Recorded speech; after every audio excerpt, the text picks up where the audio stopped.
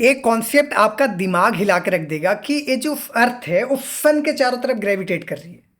सन किसी और के चारों तरफ ग्रेविटेट कर रहा है, तो ये जो ऐसे चलते जा रहे हैं तो कुछ जो सेंटर है, वो जो सेंटर में क्या हो रहा है जिसके वजह से सब ग्रेविटेट कर रहा है। तो यहीं से समझ में आता है कि जो ग्रेविटी है उसके वजह से नया स्पेस और टाइम आ रहा है। कैसे, अब इसको हम लोग सिंपल टर्म में समझते हैं। तो ये जो अर्थ है वो ग्रेविटेट क्यों करी, पहले इसको थोड़ा सा समझ लेते हैं, जो कि ऑलरेडी हम लोग बात कर चुके हैं, फिर भी जितना ज़रूरी है मैं समझा देता हूँ। ऐसा लेते हैं कि T1 टाइम पे ये जो अर्थ है वो है। अब T2 पे होने का पॉसिबिलिटी बनता है कि ये या तो पूरा ही टूट जाए, कोई एक पार्ट टूट जाए, या फिर कुछ ऐसा हो कि जैसे के तस्वीर रह जाए, या फिर कुछ और हो जाए। तो यहाँ पे देखोगे कि बहुत सारा पॉसिबिलिटी के तौर पे एग्जिस्ट करता है, पोटेंशियल के तौर पे, जो अभी रियलिटी में हुआ नहीं है, मतलब अभी वेव फॉर्म में है। तो यहाँ पे जो वेव फॉर्म में एग्जिस्ट कर रहा है वो सिर्फ फ्यूचर का नहीं बल्कि हमारा जो पास्ट का है वो भी एग्जिस्ट करता है, क्योंकि अभी पास्ट भी तो रियलिटी में एग्जिस्ट नहीं करता, तो वो भी वेव फॉर्म में एग्जिस्ट कर रहा है। मतलब कि जो भी वेव फॉर्म जो है उसको एक तरह से बोलोगे कि वो एक तरह से क्वांटम फील्ड की तरह एक्ट करता है। तो जो पोटेंशियल है जो T2 का पे होने का जो वेव फॉर्म है वो भी अभी क्वांटम फील्ड में एग्जिस्ट कर रहा है। तो क्या हो रहा है कि जो पोटेंशियल एग्जिस्ट कर रहा है इसमें से कोई एक वेव फॉर्म कोलैप्स करेगा। वो कैसे करेगा, तो क्या होता है कि बाकी और जो चीज़ें है सबका जो क्वांटम फील्ड है वो आपस में इंटेंगल्ड होता है, उसके वजह से ये वेव फॉर्म कोलैप्स करता है। बट जिसका इन्फ्लुएंस ज़्यादा होगा, जिस क्वांटम फील्ड का इन्फ्लुएंस ज़्यादा होगा उसके हिसाब से ये वेव फॉर्म कोलैप्स करेगा। तो यहाँ पे बात आ जाए, जब अर्थ की हम लोग बात करते हैं तो यहाँ पे बात आ जाती है सन के। तो ये जो सन है, सन का जो क्वांटम फील्ड है वो उसका इन्फ्लुएंस इस पे ज़्यादा होता है। एक तरह से बोलोगे कि ये एक तरह से पोटेंशियल बैरियर क्रिएट कर देता है जिसमें से कोई एक वेव फॉर्म कोलैप्स करेगा और ये रियलिटी में आएगा और ये T1 से T2 हो जाएगा। तो जैसे ही ये पोटेंशियल बैरियर क्रिएट करेगा तो क्या हो रहा है कि ये जो कोलैप्स किया है, मतलब क्या हो रहा है कि यहाँ पे जो अर्थ है जो यहाँ से जा भी, यहाँ से जो ऑर्बिट है वो छोड़ के जा भी सकती थी, तो उसमें से क्या हुआ कि एक पोटेंशियल बैरियर क्रिएट किया कि नहीं, जिस पोजीशन पे है उसी पोजीशन पे वेव फॉर्म कोलैप्स करे। तो ये अपना एक पोजीशन होल्ड करके रखी और फिर वो T2 पे चली गई। तो क्या हो रहा है कि ये जो सन पोटेंशियल बैरियर क्रिएट किया है उसके वजह से ही ये अपना वेव फॉर्म कोलैप्स की और ये सन जो है उसके चारों तरफ वो ग्रेविटेट करना शुरू करेगी।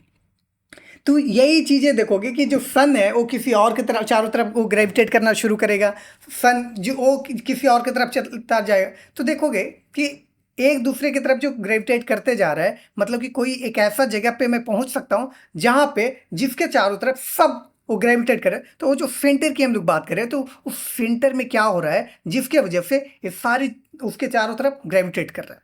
देखो ए सेंटर है।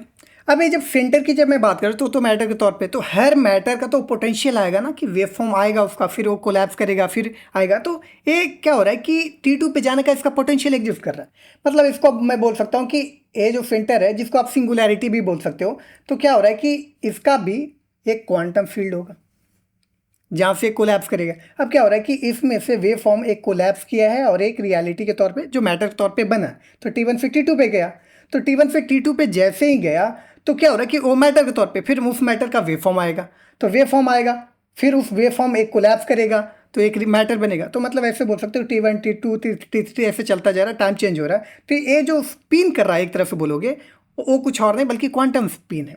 तो ये जो क्वांटम स्पिन हो रहा है ये जो सेंटर या सिंगुलैरिटी पे, जिसके वजह से इसके जो बगल में मान लो कि कोई एक गैलेक्सी है, एक गैलेक्सी मान लेते हैं कि एक गैलेक्सी है, तो क्या हो रहा है कि इसका क्वांटम फील्ड जो है इस पे एक पोटेंशियल बैरियर क्रिएट करेगा जिसके वजह से इसका जो पोटेंशियल है जो कुछ होने का उसमें से कोई एक कोलैप्स करेगा और एक अपना स्पेस और टाइम लेगा। मतलब कि यहाँ पे भी जैसे ये पोटेंशियल बैरियर क्रिएट करेगा ये इसके तरफ ग्रेविटेट करना शुरू करेगा। अब ये जो एक गैलेक्सी है वो किसी और है उसके तरफ चलेगा, इस पे इसका पोटेंशियल बैरियर क्रिएट करेगा, एक फिर इसके तरफ ग्रेविटेट करेगा। तो ये पूरा जो चेन है वो चलता जा रहा है। यहाँ पे एक चीज़ देख रहे हो कि जैसे ही ये सिंगुलैरिटी या जो सेंटर की हम बात करें क्वांटम स्पिन हो रहा है उसके वजह से सब ये होना शुरू हो जा रहा है। मतलब कि अगर ये क्वांटम स्पिन नहीं करेगा तो जस का तस रह जाएगा। अब जैसे ही क्वांटम स्पिन करेगा मतलब नया टाइम आ रहा है, टाइम चेंज हो रहा है, और टाइम चेंज करने के बाद सबका पोजीशन भी तो चेंज कर रहा है, मतलब कि टाइम और स्पेस दोनों साथ में आ रहा है जैसे ही क्वांटम स्पिन कर रहा है तब।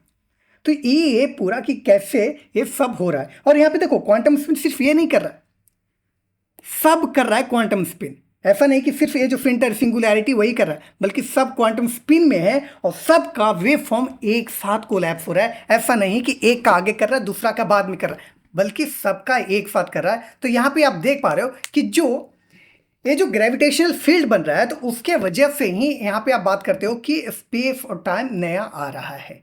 हर एक मोमेंट पे स्पेस और टाइम उसका आता चला जा रहा है, और यही ग्रेविटी की वजह से। क्यों? क्योंकि अगर जो ग्रेविटी नहीं रहेगा तो फिर ये जो है ये इसके तरफ क्यों ग्रेविटेट करेगा? नहीं करेगा। तो यहाँ पे वो आ जा रहा है कि ये ग्रेविटी की वजह से।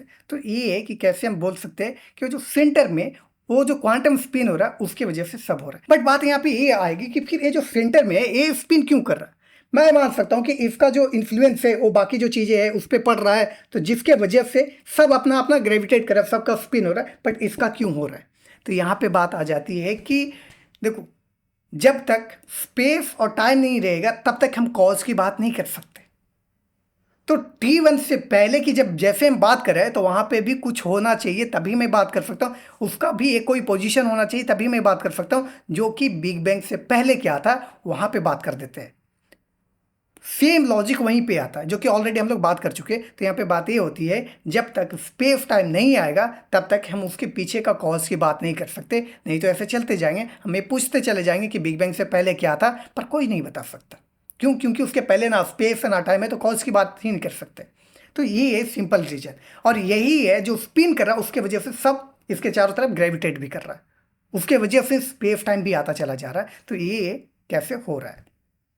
अब यहाँ पे एक चीज मैं और मेंशन ही कर देता हूँ। क्या हो रहा है कि जैसे ये जो वेव फॉर्म कोलैप्स कर रहा है ना, वो सबका एक साथ करता है।